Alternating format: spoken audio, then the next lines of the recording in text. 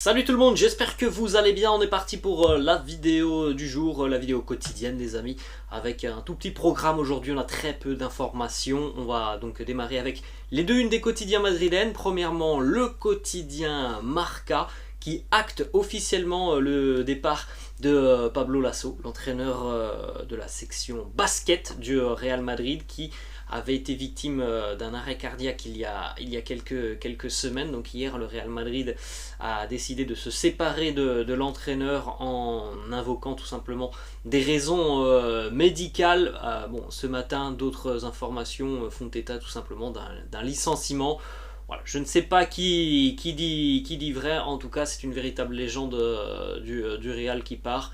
On parle de la section basket, mais c'est un homme qui a beaucoup gagné tout au long de sa longue carrière d'entraîneur du côté de Madrid. Autre petite information que l'on retrouve sur ce quotidien Marca, juste en haut, donc las cláusulas de Haaland, les deux clauses de Haaland du côté de Manchester City. Donc en signant son contrat avec les Sky Blues de Manchester City, Erling Haaland a inclus deux clauses pour quitter Manchester City à partir de 2024. La première clause sera effective. Alors ce sont des clauses basées sur des aspects tout simplement sportifs. Voilà, je ne vais pas rentrer dans les détails. À partir de 2024, il y aura une première clause donc libératoire de 200 millions d'euros, et 2025, cette clause elle passera à 175 millions d'euros en ce qui concerne donc Erling Haaland. On en a parlé hier. Ça sera peut-être le remplaçant de Karim Benzema. Mais bon les amis, on n'en est pas de là. Ensuite, on enchaîne les amis avec la une du quotidien AS, et c'est Lucas Vázquez qui fait la une du quotidien AS avec une longue interview où vous le voyez notamment sur cette une. Ancelotti tiene corazón. Ancelotti est quelqu'un qui a beaucoup de cœur. On a deux petites déclarations de Lucas Vázquez. Premièrement, il nous parle donc de son poste de prédilection, le poste d'ailier droit ou alors le poste d'arrière latéral. Voilà la réponse de Lucas Vázquez qui nous dit: je vais être honnête avec vous, depuis que je suis enfant j'ai toujours eu dans la tête d'attaquer et de jouer en tant qu'ailier, et pour marquer des buts. Au début, quand on me mettait au poste d'arrière latéral, je n'étais pas heureux, je n'aimais pas ça, mais maintenant je joue là depuis 1 an et demi, et à chaque match je me sens plus à l'aise, je me sens mieux. Maintenant j'aime vraiment jouer au poste d'arrière latéral. Mon objectif, c'est de faire mieux à chaque match, de bien marquer et de devenir un joueur important à ce poste. Moi, vous le savez les amis, je ne suis véritablement pas un fan de Lucas Vázquez au poste de latéral. Et plus généralement, je ne suis pas fan du profil de Lucas Vázquez. Ensuite, autre déclaration de Lucas Vázquez sur potentiellement les objectifs du Real sur cette saison, où voilà, il va y avoir évidemment un calendrier dense pour les merengues, avec énormément de compétitions à jouer et de titres aussi à défendre. 6 titres en jeu cette saison pour le Real, c'est faisable. Voilà la réponse de Lucas Vázquez. Oui, nous pouvons le faire car nous allons travailler pour ça et jouer pour gagner tous les titres. Notre objectif est toujours de tout gagner, du travail, du combat et de l'humilité pour aller chercher tous les titres. À commencer par la Super Coupe d'Europe contre l'Eintracht Francfort le 10 août. Nous allons tout donner pour remporter ces 6 titres. Ensuite, on va enchaîner les amis avec quelques informations mercato côté merengue. Il va y avoir vraisemblablement quelques départs du côté du Real sur les tout prochains jours. Premièrement, on va parler du jeune Mario Rila que l'on a vu un tout petit peu sur la fin de saison. Bon, c'est plutôt un joueur de la Castilla, mais il est vu tout de même comme l'un des joueurs qui aurait pu avoir un avenir du côté de l'effectif premier. Mario Rila va quitter le Real Madrid, il va s'engager du côté de l'Italie en Serie A avec la Lazio de Rome. Le Real a demandé 5 millions d'euros donc pour 50% de ses droits. Le Real va recevoir 6 millions d'euros de la Lazio, et il va s'engager donc avec le club lazial jusqu'en 2027. Ça va être annoncé dans les tout prochains jours ou alors sur le début de la semaine prochaine. Autre information qui concerne Luka Jovic, là on est sur une officialisation. Regardez ce qui a été posté par Luka Jovic sur son compte Twitter.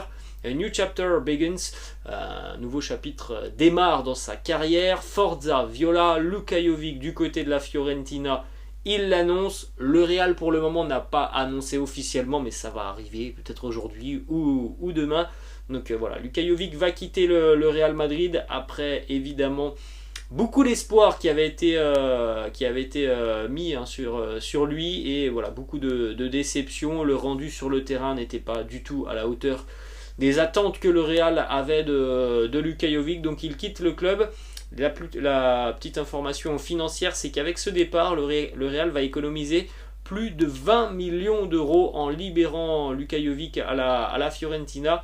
Alors ce qu'il faut savoir les amis, c'est que déjà depuis quelques semaines maintenant, on parlait d'un prêt de Luka Jovic du côté de la Fiorentina. Les choses ont considérablement changé depuis le début de semaine. Ce n'est plus un prêt. Luka Jovic va quitter définitivement le Real Madrid. Ça sera un transfert. Alors c'est un transfert un petit peu particulier. Le transfert, il est gratuit, tout simplement. La Fiorentina ne va débourser aucun euro pour engager Luka Jovic, mais le Real Madrid recevra 50% de la vente future de Luka Jovic. Donc voilà, si Jovic vient à quitter la Fiorentina peut-être dans quelques années à 20 ou 30 millions d'euros, eh bien le Real en recevra la moitié. La Fiorentina va donc prendre en charge évidemment l'intégralité de son salaire, puisqu'il ne sera plus un joueur du Real Madrid.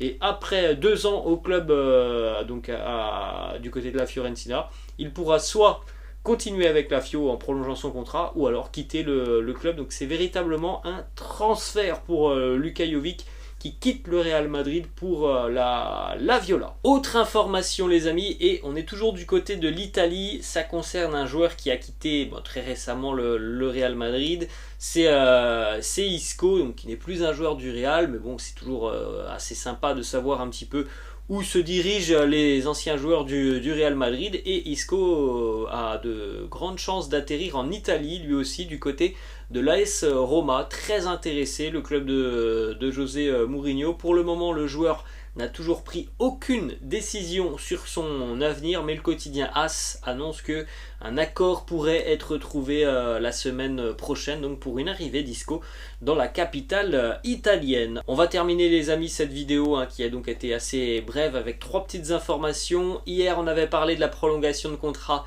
d'Eder Militao. Aujourd'hui il est question donc de la prolongation de contrat de Rodrigo, une prolongation de contrat qui l'emmènera jusqu'en 2028 avec une clause libératoire d'1 milliard d'euros. Cette prolongation de contrat devrait être officialisée la semaine prochaine avec la signature de Rodrigo. Ensuite on enchaîne les amis avec cette petite image, Vinicius et Jesus Régnier en mode préparation pour la nouvelle saison. Ils vont bientôt revenir du côté de Madrid pour la pré-saison. Alors évidemment pour Jesus Régnier, il devrait de nouveau être prêté. Il y a plusieurs options qui sont sur la table pour le jeune Jesus Régnier. Et on va terminer les amis avec une petite information qui concerne le Classico dans une petite vingtaine de jours entre le Real et le Barça, qui se jouera donc à Las Vegas aux États-Unis. Ça sera l'un des matchs du Real donc sur cette pré-saison aux États-Unis. Donc le match aura lieu le 23 juillet aux États-Unis à 19 h, ça sera l'heure de Las Vegas. Donc en France, ça sera le 24 juillet à 4 h du matin. Le 24 juillet, 4 h du matin, ça sera un dimanche, donc à 4 h du matin, heure française. Donc voilà, je ne sais pas les amis si je ferai un débrief, mais ça reste possible. Je suis évidemment capable de me réveiller à 4 h pour regarder ce match et puis proposer directement une petite vidéo, parce que je pense que voilà, sur ce genre de match face au Barça, sur un Classico, on peut avoir véritablement des prémices importantes de l'équipe que l'on pourrait voir alignée l'année prochaine sur les grandes compétitions. Bon là c'est qu'un match amical, mais c'est tout de même quelque chose qui peut servir de match référence sur cette préparation. Donc on aura le temps d'en reparler d'ici là. Voilà les amis, la fin de cette vidéo. J'espère que ça vous a plu. N'hésitez pas comme d'habitude les amis à laisser un petit pouce bleu. N'hésitez pas non plus à vous abonner à la chaîne. Moi je vous laisse et puis je vous dis à demain. Ciao.